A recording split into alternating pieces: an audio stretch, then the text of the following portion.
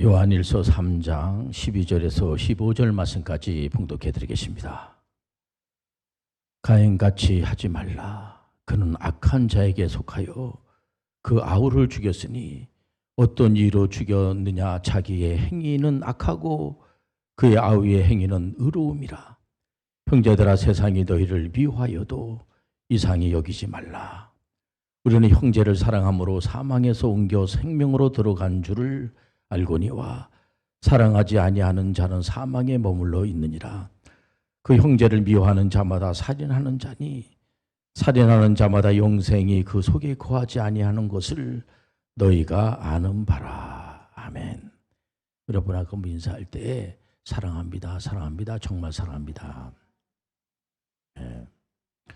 오늘은 미움과 이별 선포 라고 하는 제목으로 은혜를 나누겠습니다. 우리 신앙생활 하시는 분들은 뭐를 받아야지 돼요? 반드시 무엇을 받아야지 돼요? 그게 뭐냐면은 여러분들 잘 아는 성령을 받아야 돼. 성령. 그렇다고 그래가지고 자기가 성령이 되는 건 아닙니다. 우리는 창조주 하나님이 될 수가 없어요. 어떤 분들은 자기가 성령이라고 하는 분들이 있어요. 우리는 성령님이 될 수가 없어요. 그러나 이 성령을 반드시 받아야지만 성경 하나님의 그 성경 66권이 하나님의 말씀으로 믿어지게 되고, 믿음은 들음에서 나고 들음은 하나님의 말씀으로 말미암으니라. 그렇기 때문에 피조물인 사람들이 절대로 창조주 하나님의 그 말씀을 말할 수가 없어요.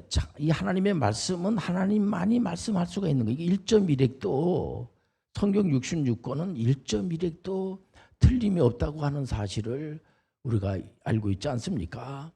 인류 최초의 살인을 저지른 사람이 누구예요?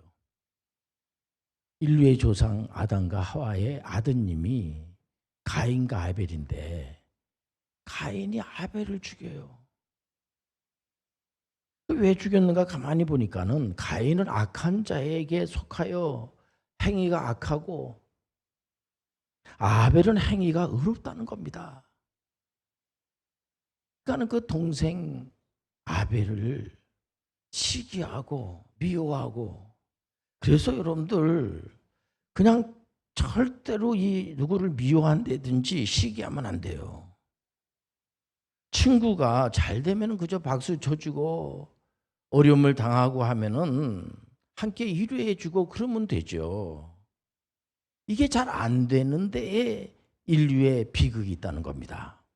그러니까 예수님께서 인류를 구원하기 위해서 이 땅에 오셔가지고 유대인들을 포함한 모든 분들을, 특히 우리 하나님께서 기쁘신 뜻으로 만세전에 애정된 그런 분들을 우리 하나님께서 돌아온 탕자들을 지금도 돌아오기를 기다리시면서 어떻게 간에 구원해 주시기 위해서 예수님께서 원하시는 것은 인류를 구원하는 겁니다.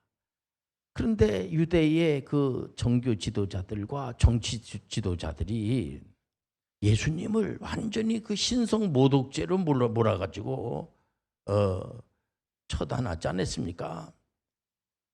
예수님은 오늘날에 와가지고 우리 개혁교회에서는 전부 예수님을 하나님으로 믿는 겁니다. 그러니까 예수 그리스도가 하나님으로서 오셔가지고 인류를 구원하기 위해서 오셨는데 예수님을 죽인 겁니다. 신성 모독죄로 다 몰려가지고. 그러니까 예수 그리스도는 실제적으로 세상이 예수 그리스도를 미워하는 것을 몸소 체험하시고, 그리고 십자가의 고통을 참으시고 끝내는 사망 권세를 물리치시고 부활하셨잖아요.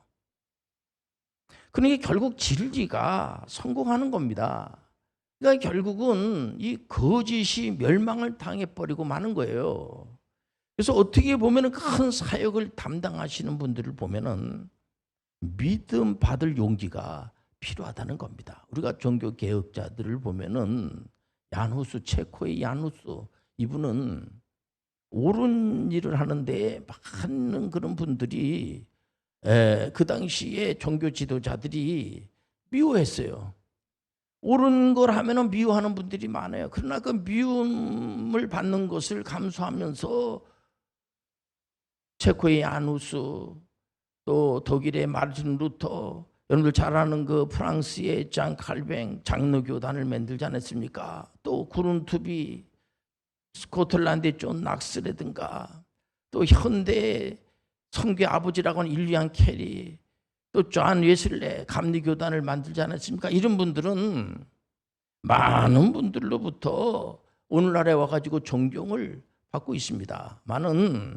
왜 이분들이 존경을 받습니까? 그 당시에 이분들은 세상으로부터 칭찬받는 것이 아니라 세상으로부터 미움받을 용기가 탁월한 분들이에요. 이분들이 세상이 우리를 미워한다고 그래가지고 거기에 연연할 필요가 없어요. 요한일서 3장 13절은 대단한 말씀인데요. 형제들아, 세상이 너희를 미워하여도 이상히 여기지 말라. 그러니까 사도 요한이 전하는 하나님의 말씀 2000년이 지난 오늘날에 와가지고 많은 분들에게 감동을 주고 이 말씀을 읽고 사랑의 눈물을 흘리는 겁니다. 본래 사도 요한이 별명이 예수님께서 지어줬어요. 사도 요한은 그 형님이 야고보잖아요.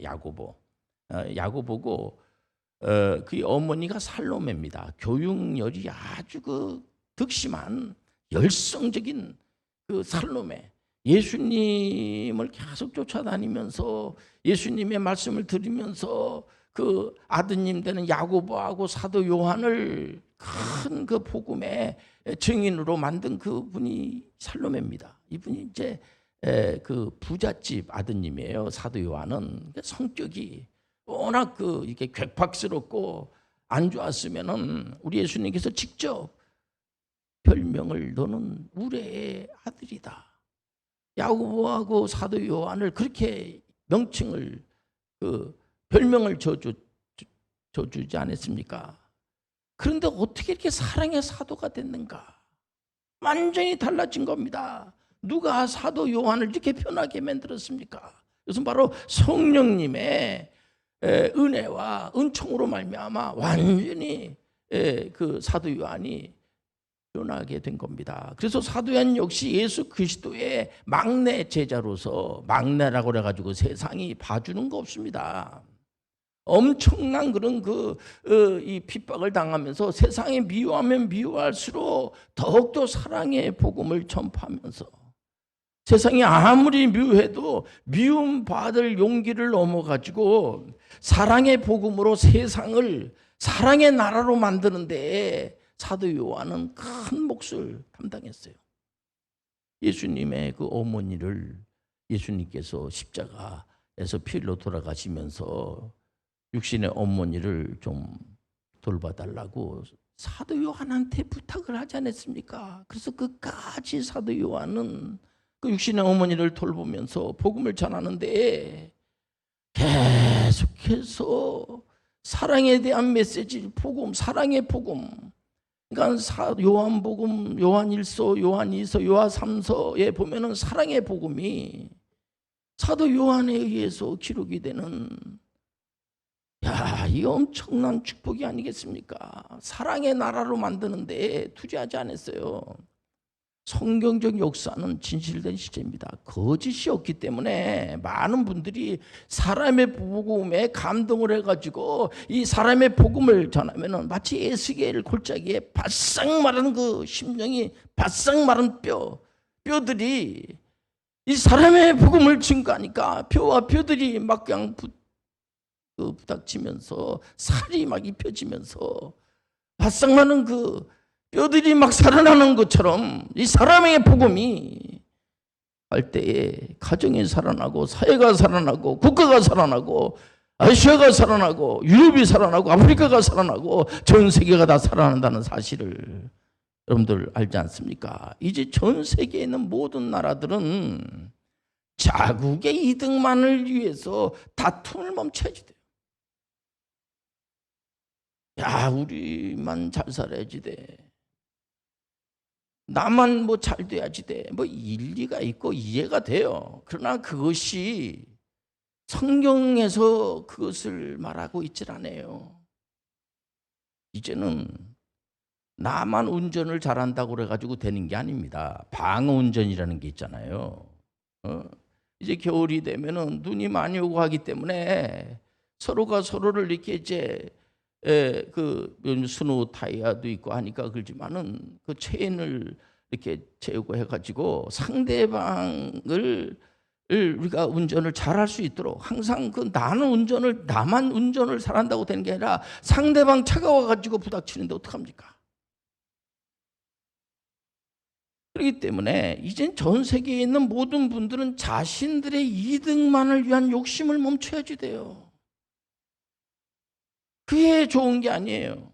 어떤 분들은 예를 들어서 계속 다른 사람들을 위해서 헌신하고 봉사하는 그런 분들을 보면은 그게 곧 자기를 위한 거라고 할 수가 있습니다. 예수 그리스도의 사랑의 복음으로 우리가 돌아가야 됩니다. 예수 그리스도의 사명은, 예수 그리스도는 아무런 잘못이 없어요. 이분이 무슨 뭐 죄가 있어가지고 십자가를 진 것이 아니고 다른 사람의 죄를 몽땅 내가 대신 지고 그 사람의 죄값을 지불하기 위해서 십자가상에서 그 피 흘려 돌아가심으로 그 문제를 해결하신 겁니다. 어떻게? 창조주 하나님이 피조물인 사람을 위해서 죽습니까?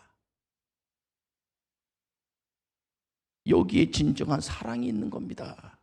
요한일서 3장 14절에 보면 우리는 형제를 사랑함으로 사망에서 옮겨 생명으로 들어간 줄을 알거니와 사랑하지 아니하는 자는 사망에 머물러 있느니라. 그러니까는 예수 그리스도의 사랑은 엄청난 겁니다. 그래서 성경은 사랑의 구체적인 그 실천 사항으로 고린도전서 13장 2절에 보니까는 내가 예언하는 능력이 있어 모든 비밀과 모든 지식을 알고 또 산을 옮길 만한 모든 믿음이 있을지라도 사랑이 없으면 내가 아무것도 아니요. 3절에 보니까는 내가 내게 있는 모든 것으로 구제하고 또 내 몸을 불사르게 내줄지라도 사랑이 없으면 내게 아무 유익이 없느니라. 우리가 오늘 누구하고 이제 얘기하면서 이 팀 문화에 대해서 좀 유럽이라든가 이제 프랑스라든가 유럽 쪽은 팀 문화가 많이 발달이 되어 있어요. 그리고 예수님께서도 가난한 분들을 위해서 이삭을 다 주지 말라. 이게 뭐 예를 들어서 누구 이렇게 주면은 이렇게 고맙습니다. 그리고 이렇게 서로 물질이라는 것은 이렇게 돌고 도는 겁니다. 근데 이게 나를 이게 어떻게 이런 식이 되다 보니까는 여유가 전혀 없는 이런 게 돼버리고 마는 겁니다. 뭐 이렇게 모든 것으로 구제하고 또 내 몸을 불사르게 내줄지라도 사랑이 없으면 조금쯤도 제가 이제 그 대학을 다니면서 지금도 그 재료역학을 가르친 그 교수님을 지금도 저는 잊어버리질 않아요. 이분이 뭘 하나 이렇게 좀 대접해 드리면은 고맙습니다. 그리고 그걸 굉장히 귀하게 여기고 항상 그 학생들 앞에 참 이렇게 사랑을 베풀고 항상 인격적으로 대하는 그런 그 교수님의 그 성품을 제가 보면서 나중에 알고 보니까 이분이 신앙생활 잘하시는 장로님이었어요. 보니까 항상 이게 이게 기초가 사랑이라고 하는 것이 기반이 되어 있는 가운데서 이렇게 하다 보니까 그것이 이렇게 전염이 되는 거예요. 그것이 이렇게 느껴지는 겁니다. 그래서 사실은 사랑은 오래 참고 사랑은 온유하며 시기하지 아니하며 사랑은 자랑하지 아니하며 교만하지 않다는 거예요. 그러니 종교 개혁자들이 주장한 오직 성경, 하나님의 말씀, 사람의 말이 아니에요. 오직 성경을 그토록 외쳤던 이유를 우리가 알 수 있는 겁니다. 다시 본문 요한일서 3장 15절에 보면은 그래서 그 형제를 미워하는 자마다 살인하는 자니 살인하는 자마다 영생이 그 속에 거하지 아니하는 것을 너희가 아는 바라.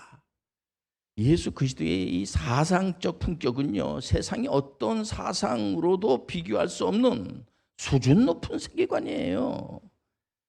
사람을 미워하는 순간 그는 살인한 거예요. 엄청난 그런 이 잣대를 놓고 미워하지 말라는 거다. 미움과 이별을 선포하는 겁니다. 미움으로부터 시작이 된 모든 비극은 시작한 미움이라는 거예요. 이게 어느 많은 사람들이 노래를 이제 좋아하지 않습니까? 그 보통 이제 그 유행가라고 그러지 않습니까? 그 당시에 유행했던 노래 가운데에 그런 가사가 있지 않습니까?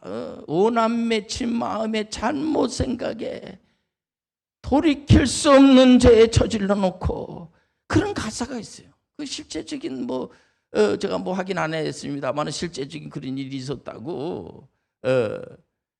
이게요. 이게 남의 일이 아니라는 겁니다. 시기와 미움과 질투와 분노와 원망과 불평 이런 것들은 하나님 주시는 선물이 아니에요. 시기와 미움과 질투와 분노와 원망과 불평이 특히 자꾸 미워지는 거예요. 이거 마귀가 좋아하는 거지. 자꾸 미워지는 마음이 생기면 거기서 멈춰야지 돼요. 이거 내가 이게 또 악한 것들한테 이거 내가 이게 당하는 거 아니구나. 그런 얘기. 어렸을 때 제가 하다못해 밥상머리 교육이라는 게 있지 않습니까? 저 육신의 아버님 같은 경우에도 보면은 그 누구에 대해서 안 좋은 얘기를 하게 되면 그러지 말라는 거예요. 좋은 얘기만 하라는 겁니다. 안 좋은 거 비난하고 너무 심하게 학교에서도 그렇게 배우지 않았습니까? 우리가 토론 시간에는 상대방 무슨 얘기하면은 그 의견도 참 좋은 말씀입니다만 하면서 내 의견을 얘기를 하면 되는 겁니다. 근데 그냥 이렇게 토론을 못 하는 거예요. 토론하면 그냥 자기 생각하고 좀 다르면은 막 미움이 생겨가지고 여기서 막 분노의 열기가 막 나오고 막 눈이 동공이 커지고 목소리가 막 높아지면서 그때 혈압 재면요 그냥 올라가는 겁니다. 여기가 땡기는 거예요. 이러면서 그냥 넘어가고 이게요. 미움과는 정말 일별을 선포해야지 됩니다. 그래서 마귀가 틈탈 기회를 주면 안 돼요. 우리 예수 그리스도께서 주신 이 기적의 위임 사역이 뭡니까? 요한복음 14장 12절 말씀을 제가 우리 사랑하는 성도님들에게 많이 이 말씀을 소개를 많이 하는데 내가 진실로 예수님께서 직접 하신 말씀에 진실로 너에게 이르노니 나를 믿는 자는 내가 하는 일을 그도 할 것이요 또한 그보다 큰 일도 하리니 이는 내가 아버지께로 감이라. 이 말씀이요. 이 말씀을 제자들한테 진실로 이 말씀을 이렇게 줄 때는 그 제자들의 상황이 예수님이 볼 때의 수준에 아주 못 미쳤던 그런 예수님 십자가를 지러 가는데 이 제자들이 전혀 이해가 안 되는 겁니다.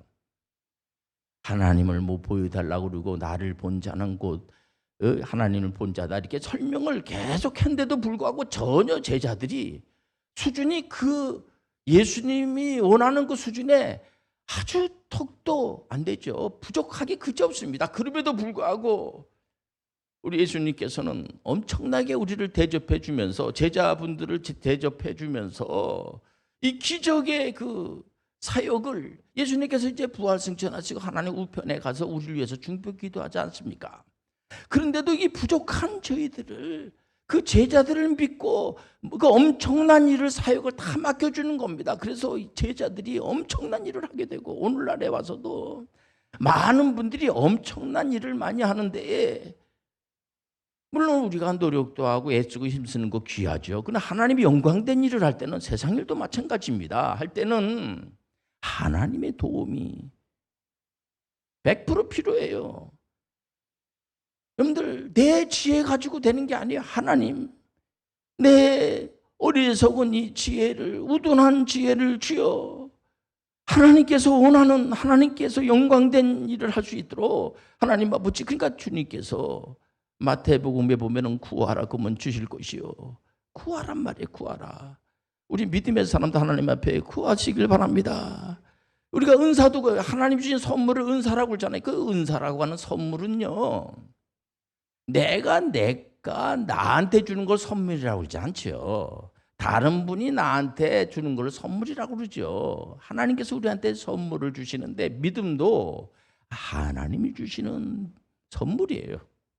어떤 믿음이 안 생기는 거예요. 예수 그리스도가 구세주로 믿어야지 된다고 목사님 자꾸만 말씀을 전파하시는데 나는 예수님이 안 믿어져. 예수 그리스도가 구세주로 믿을 수 있도록 자꾸만 하나님의 말씀을 제가 듣기로 합니다. 하나님 아버지 예수 그리스도가 믿게 도와주세요. 그러면 하나님께서 믿음의 선물을 주시는 거예요. 재물 얻을 능력까지도 하나님 주신다고 그러지 않습니까? 하나님 아버지 저는 좋은 일을 많이 하고 싶은데 지혜가 우둔합니다.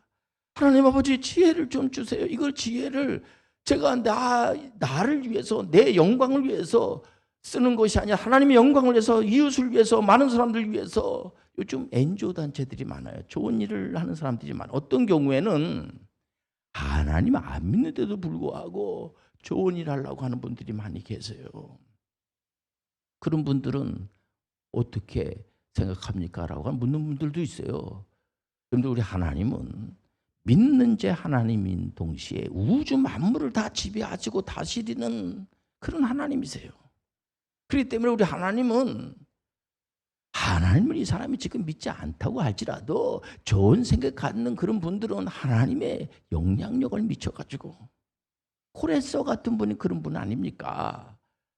그렇기 때문에 우리가 물론 하나님께서 믿는 사람들에 대해서 관심을 엄청나게 많이 가지세요. 그러나 하나님 안 믿는다고 그래도 그 하나님 믿을 수 있도록 예수님을 믿을 수 있도록 여러분들 시간을 내가지고 하나님 말씀 읽어주고 교회 가자고 하나님 말씀을 자꾸만 듣고 하면은 믿음은 들으면서 나니까 처음부터 예수님이 믿어집니까? 하나님 말씀을 자꾸만 말씀을 듣다 보면은 어느 순간에 예수님이 믿어지게 되고 물과 성령으로 거듭나는 역사가 일어나는 거예요.